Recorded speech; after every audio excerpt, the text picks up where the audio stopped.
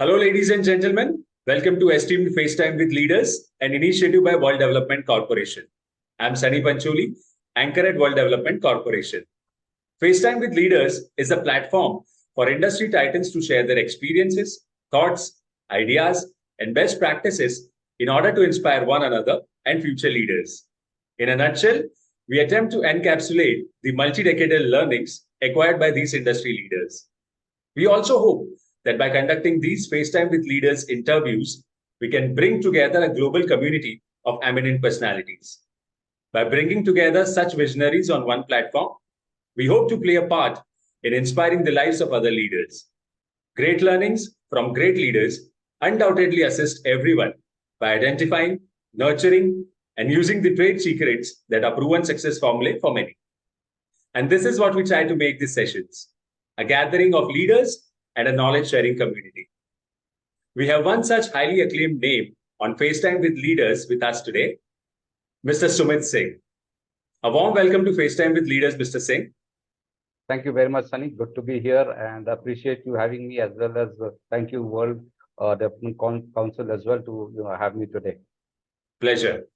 As a seasoned C-level technology executive, he takes a full life cycle project management ownership from conceptualization to delivery and excellent people leadership skills. With over 3 decades of experience, he specializes in the healthcare and finance segments and has proven track record of delivering business growth, improving operational efficiency, and driving digital transformation by converting business ideas to technology solutions for clients using strategic and tactical technology initiatives. At present, he is spearheading Timus Solutions, Bengaluru, a healthcare IT and consulting service provider in the capacity of its founder and CEO for the past 1 year. So, Mr. Singh, you honed and seasoned your IT skills for nearly 30 years before founding Timus Solutions in 2022. So, was the journey so smooth? Absolutely not, but I would like to go back a little bit. You mentioned 30 years of my IT skills, and I would actually like to say that it started, quite a few years before that. I was probably, on my vacation break after having given my 10th standard ICSE exams, when my father's friend presented me maybe about a 7-inch wide, maybe 3 or 4 line, screen, programmable, handheld type of a device. Those were the days, like a Nintendo Game Boy type of stuff, but it was very much programmable with a full alphanumeric keyboard on it. And it had come with a fat book also as to how to go about using it. And it sparked my interest into basically try to code something, do something, and so on. And being a product of the 70s and 80s as a child, we used to play a lot of board games. And so the first thing that I attempted was really to create a dice, to roll the dice, so to speak, to play the game of Ludo, and it worked after a few tries. So, from there I kept, pushing myself, and by the time the holidays or the break ended, I had basically, exhausted what it could do. And so I went to my mom and told me that I want to go to a computer school nearby. It had just started in Bangalore then. I was a child of Bangalore as well, and they had started that little bit, and I said I want to go and basically learn some programming and stuff like that. So I learned basic at that time, in I think this is going back 85, 86, and so I said, okay, that's what I wanted to do. And I went to engineering school here in Bangalore and went to United States to do my MS, and in computer related field there as well. And so, my IT skills started way back more than 30 years ago, when if I count my childhood days as well. And as I would put it this way, as probably a very common story, what I went through, lots of, what do you call that, opportunities back in States. I started my career with an IBM company. And I had the great opportunity of working for them. Actually, I remember the first question they asked me in my interview was, one of the first questions was like, what do you know about internet? This was in the year 1994. And I mean, obviously that was something new. Nobody knew too much about internet. And I think I gave them quite a reasonable answer, and I got there. And I was there for really, what do you call that, 20 years in United States. So, with my family, my kids were born there. And I came back to India. I wanted my, children to basically, know their country, their culture, understand it better. And, we are today a global citizen. They can form their own future anywhere. I returned back. And as you rightly said, my background is both in finance and healthcare. But my, healthcare experience started only after I came back to India. It was all finance before. I was based out of New York City. So, that's what is the finance capital, so to speak, across the globe as such. So that's what I was doing. But, our last 12 years, I have been in the healthcare, sector. And, in Mumbai, and then later in Abu Dhabi, in United Arab Emirates as the group CIO. And healthcare so different from finance, wherein I would suppose that being in New York City, working for last organization was Ernst & Young in New York, where we were a land of plenty. We had a lot of resources, so to speak, that you could have at your disposal to execute a lot of good things, that was necessary there. But when I came back to India, we had to essentially make do with very little. And not just as an organization, but healthcare itself is a sector which is quite fragmented and so on, and has lots of challenges. Even though it serves such a vital and important part of all our lives. And having been with with the professional organizations for nearly a dozen years, and seeing very close very prestigious organizations, what I realized was a very small sliver of the population basically goes to the organization I used to work, right? I mean, they are very premium places. They very much are required, and whatnot. But we as a country in India of 40 crores, 1.4 billion, population, probably goes to different places where I was working, for their healthcare needs. And the challenges that basically these healthcare organizations, there are, every corner of your probably, society probably has one, and they all have their vital, role to play in healthcare sector, have a lot of, I would suggest challenges, specifically in a support function like IT. Okay. I mean, I'm pretty sure they have, pretty well qualified physicians and probably like medical equipment. But when it comes to information technology, most of these organizations, if you remove the top layer, essentially is something that, that will have, challenges in meeting, what they basically, need in terms of the, IT resources, IT, solutions, IT products, and so on and so forth. I mean, we have fortunately come out, with little scars of the COVID pandemic, but that was, an eye opener for many, not just the sector, but also the people wherein, the digitization effect of healthcare happened pretty much overnight. I mean, what was expected to take maybe a decade, probably happened in matter of months. I mean, if you think about it, telemedicine or remote medicine, which was possibly there for last 20 years, suddenly became, almost, no way around it, so to speak, if you needed something important. So it leapfrogged in its innovation, cycle, so to speak, the healthcare, but then, and also the expectations of people. The patients and the relatives also increased dramatically overnight. Like, why can't we have it this way? We experience, for example, banking in far more smoother manner, as compared to, maybe 10 years ago. But healthcare was still a little bit lagging behind. So, when I was, thinking about it, what should I be doing after having done what I have been doing for nearly a dozen years? This thought came to me that maybe I could,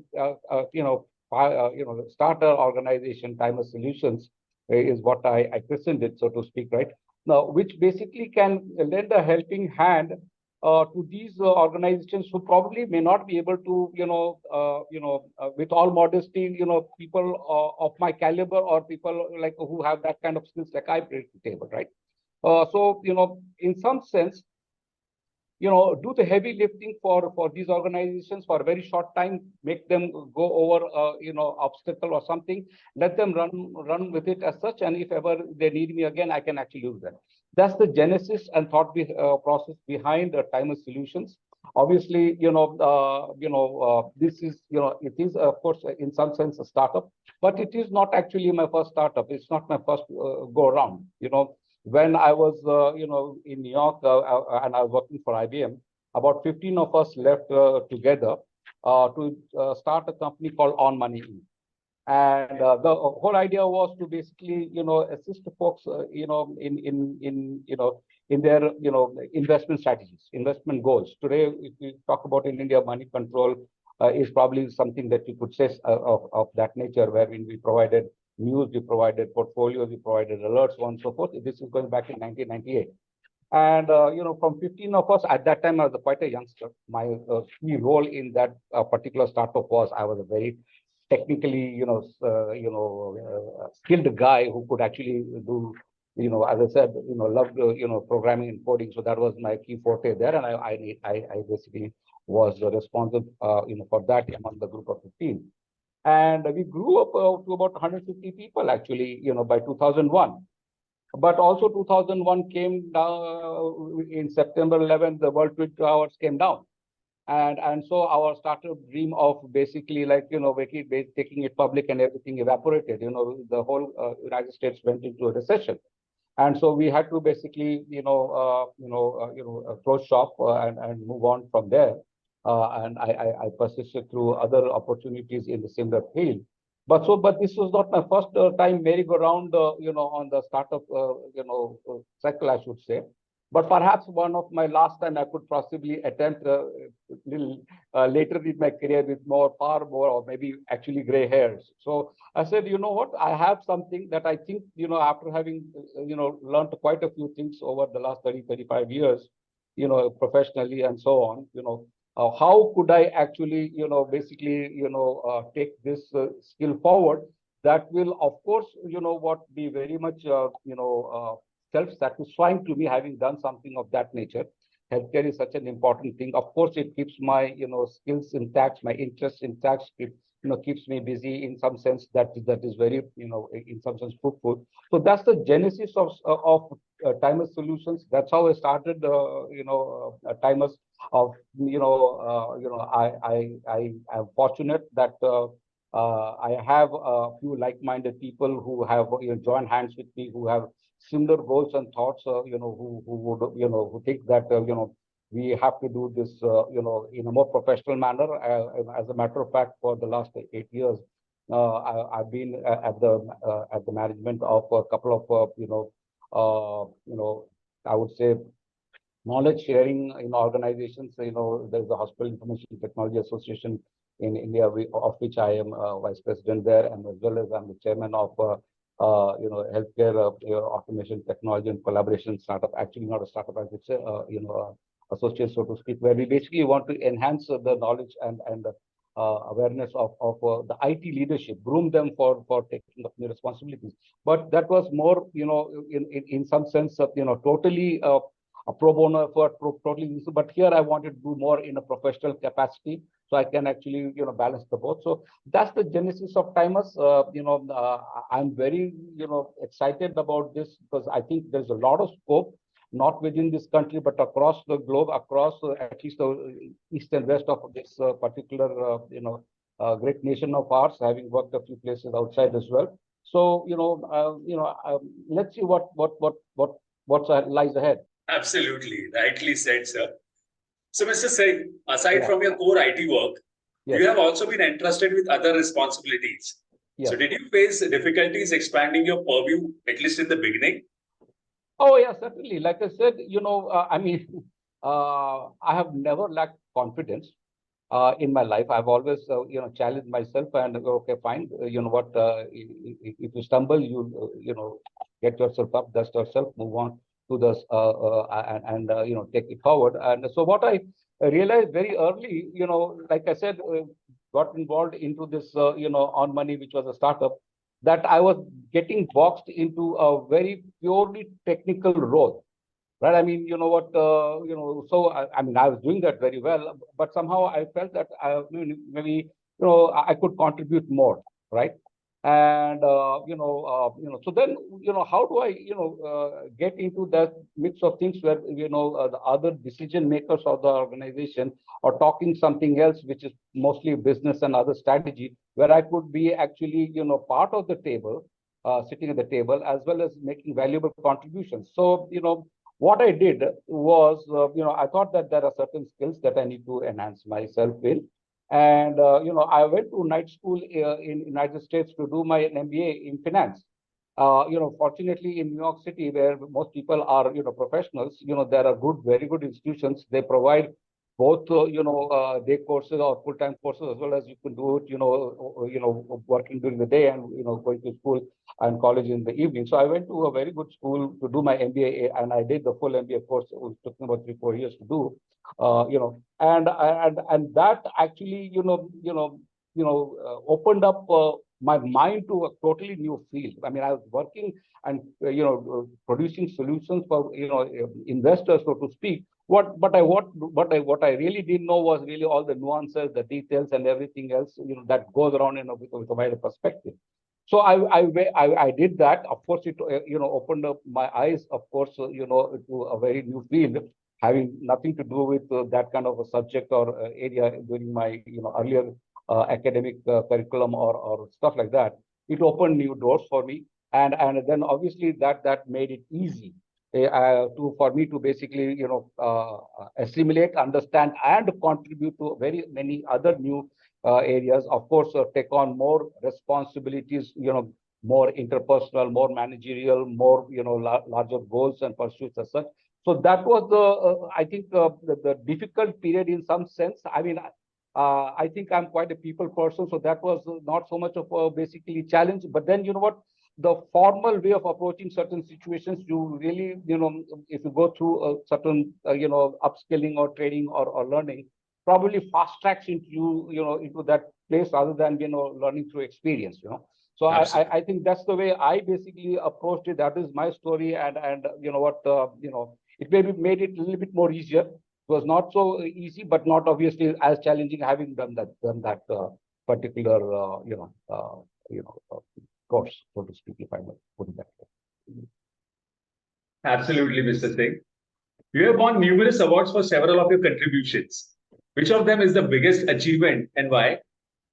I mean, all awards, one should not take them, I feel, too seriously as such, because first of all, what, I strongly believe that any award that I won was basically, on the back of two, areas. So first, your organization, what I'm very much grateful to where I have been all my career, so to speak. They gave me an opportunity to, be there. The playing ground was the organization that provided. So without that, nothing would have happened as such. No award would have come my way as such per se. And obviously, the hard work of the team. So a combination of those two things basically led to certain recognitions that I have possibly, received, over the years as such.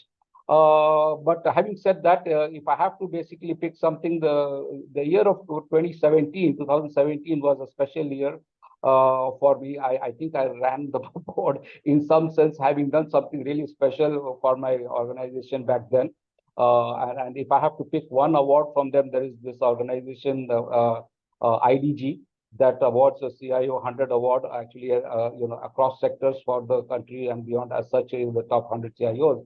And probably I was maybe 1 or 2 or 3, from the hospital sector, if there were any, as such, in 2017, who received that. And I felt it was, most prestigious because of the organization, because of the award, so to speak, but also, of course, because of the project that we did. I mean, the thing that we tried to do in 2017 for the hospital that I was working was, a combination of big data analytics, and the presentation that was there on it, that didn't exist in the hospital segment. As you know, hospitals, are a complex organization. If you look at the services, a multi-specialty hospital with multiple or, branches across the country would have, it's immense. So, one of the key challenges that the hospital, have, I mean, I'm talking about in the operational area, is how to basically price a service, so to speak. And was not really a very great way of doing it, so to speak. They go through a lot of manual ways and so on and so forth. And they try to figure out what is the costing, the cost analysis project, and so on and so forth, whatnot. But mostly what they do is what is the next door organization charging, and let's just be in vicinity. That's very unscientific.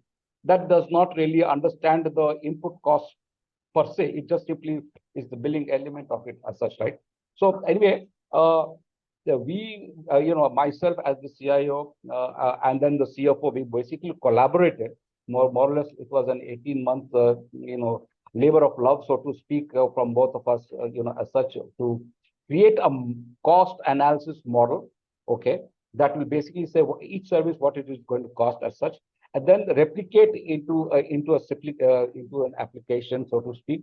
Have it with an interface that brings the output in a very intuitive manner, and then of course have some predictive element in it, so that if suppose, like for example, if you just simply want to plan a new wing, or maybe acquire a new hospital or some other thing like that, okay, which is something big, strategic, right? I mean, what will its be implications, okay?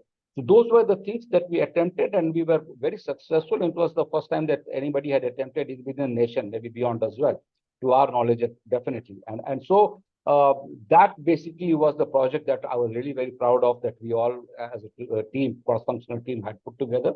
And the CIO, 100 award in 2017 stands out because of the organization, though it was recognized by quite a few other folks at the same time as well. So when did you develop an interest in corporate social responsibility and business and environmental sustainability?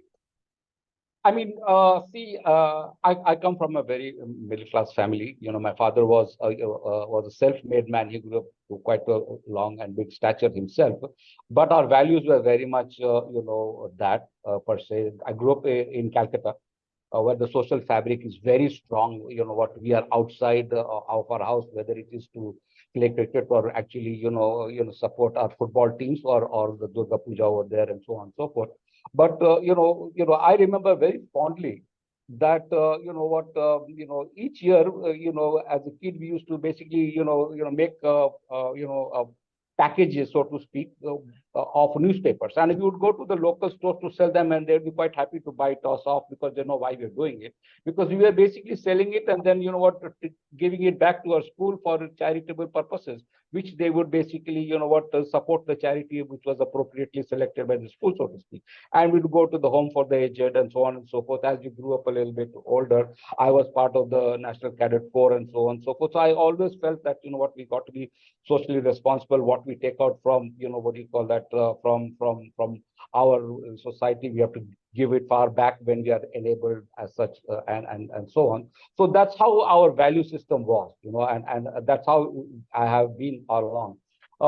Earlier part of my career, I was, probably a little busy with what I was trying to do, and not so much aware what's going on, what's happening, very focused, and not exactly, my area of concern, so to speak. As a youngster, I'm more a consumer than a giver, so to speak. Okay, so not too much, into all of environmental or sustainability or anything of that nature.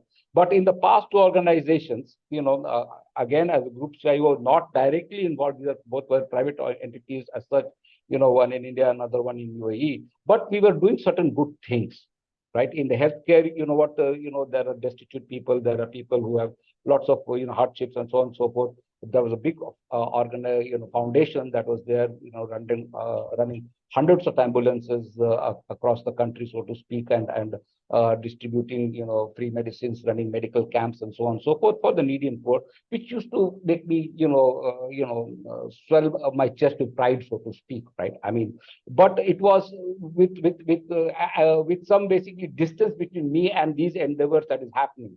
I mean, I would read those newsletters and I would read those magazines and brochures, what's happening, so to speak, but it was not a formal, I would suggest, role per se, right?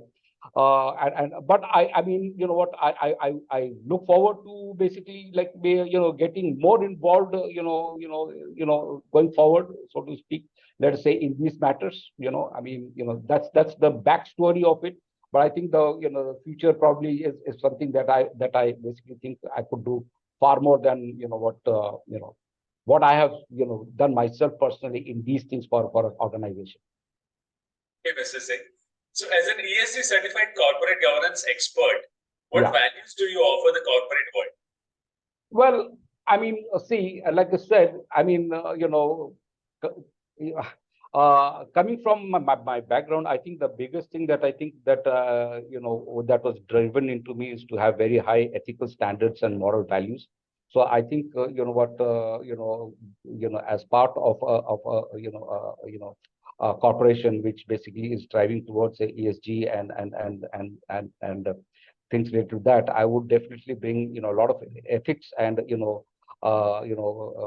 ethical behavior onto the table. That is for sure. I strongly believe that we have to be far more environmentally conscious. We have to adopt sustainable methods, so to speak. Look for green ways to do. The planet Earth is actually, we have to hand it over in a better shape to our future generations that are coming, and not leave it in a way that it is probably that has happened in the past 50 odd years, so to speak. So that is something very important. I believe strongly on human rights, worker rights. I believe in diversity for sure, all of that. So these are the certain social tenets that I feel that is very important for us to definitely focus on. And I think that wherever I'll be supporting these initiatives that are there. In some sense, I also believe that we have to think long term. Corporations, because of probably the way they basically have to work, specifically public companies, so to speak, have this very short term mentality from financial perspective, which is fine. I understand that they are one of the most important stakeholders, if there is anybody else. But we live in a larger context. And so we have to basically focus and think for the long term perspective, and understand that there is a balance between the both. One cannot, just view too much, on one end, and not look at this other angle as well. So I think these are some of the 3, 4, 5 tenets that I think would be very. I feel very strongly, and I think I bring to the table wherever I will be.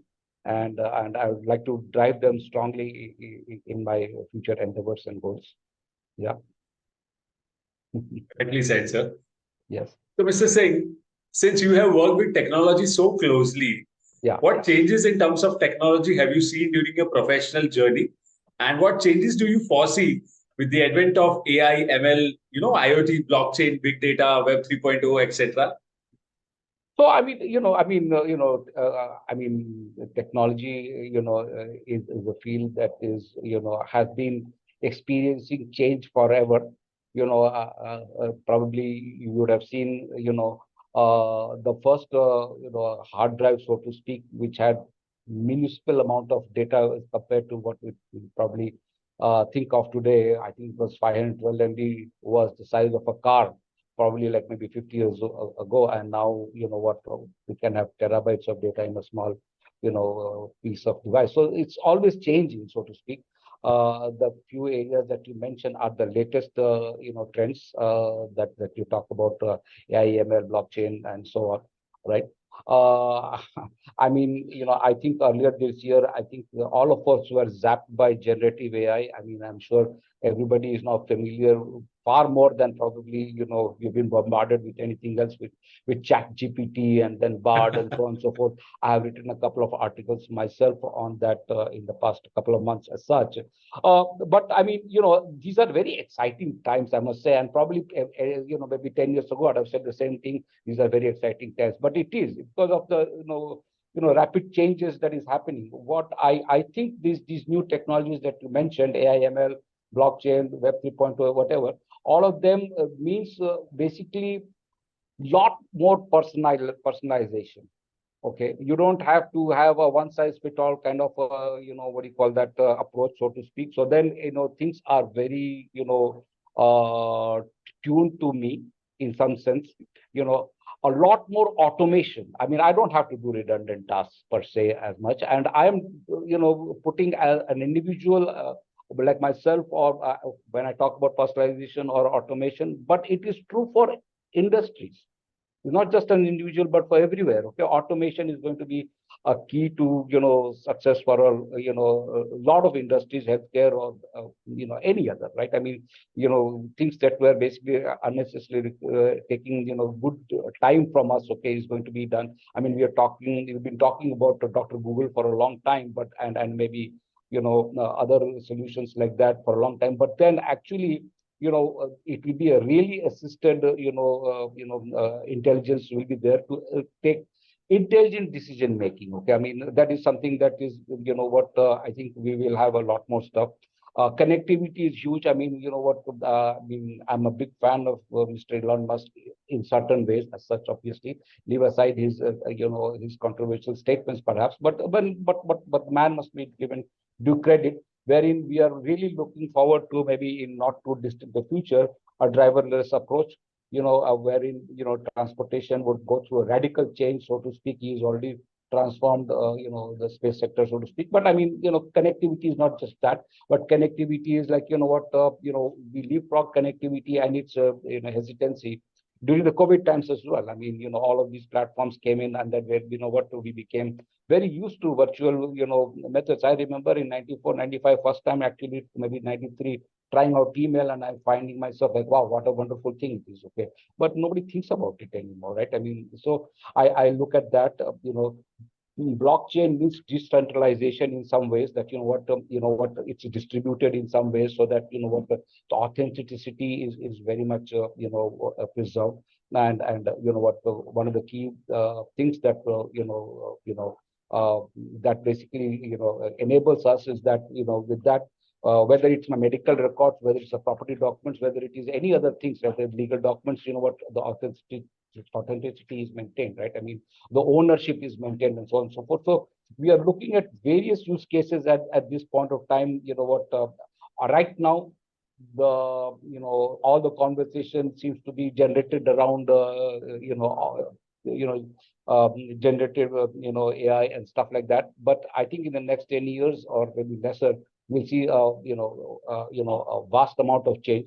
Some people are skeptical about it. I am very, what do you call that, enthusiastically looking forward to it. We have to, again, like I mentioned earlier, we have to look at whatever the outcomes are coming from these changes in a very, systemic manner, in a very, deliberate manner, and also from, keeping our ethical cap on. I mean, after all, it's artificial intelligence in some ways. Okay, I mean, can we really let them drive everything and we just, let it go? So from that perspective, it needs to be vetted far more strongly, I would suggest, than it has so far. But, at the core of my heart, I'm an engineer. I do believe problems have solutions and they will be solved. And, no matter what, we'll be better off with it.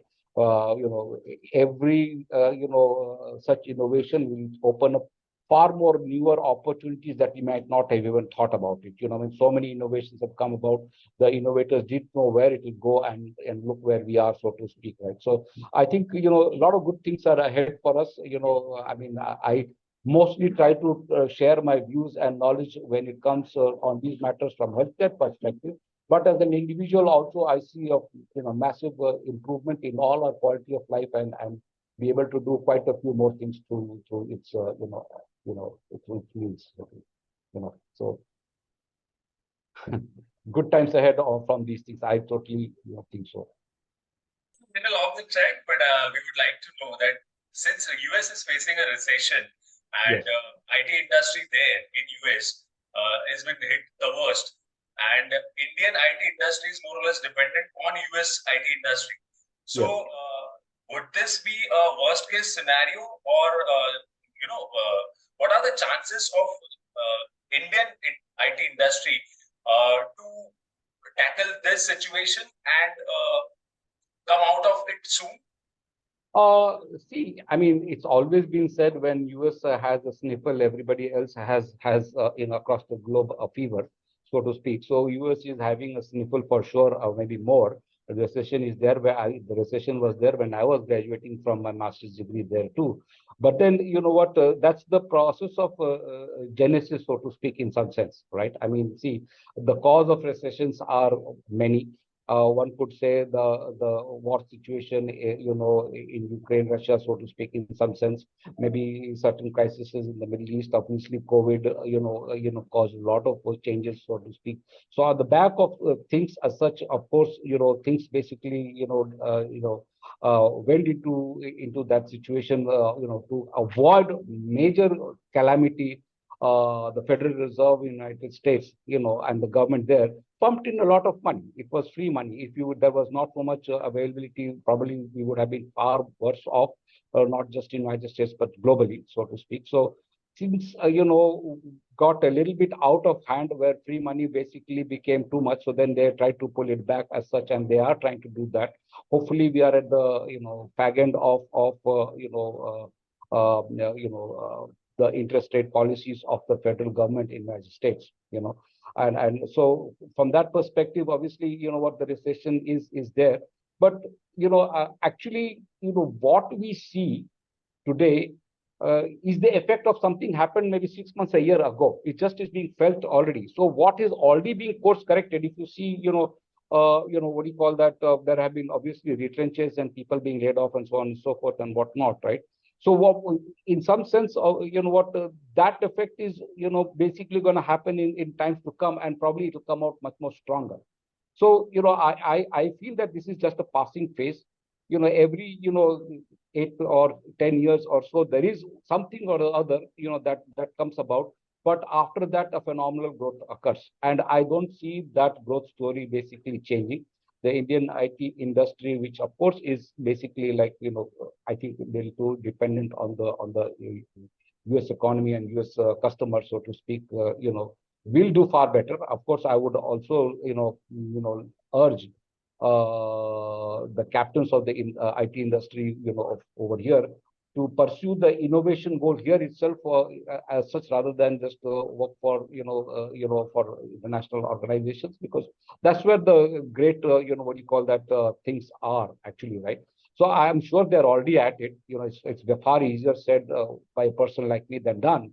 But, these are just, in my opinion, I mean, 6 to 12 months of passing phase already. I think, things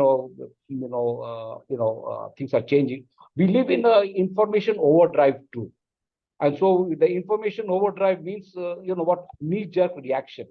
Probably one moment we are ecstatic, and another moment we are feeling depths of despair also. Neither of which is really true. One should not be very overly ecstatic at a moment, and the next week, okay, facing despair too. So that's the information overdrive that I'm talking about. But I think, what, these things smoothen out, and I think that, maybe 6 months or maybe a year. Of course, who knows? I don't have a crystal ball. Hopefully the war situation just calms down, and we all learn to live in peace and harmony together.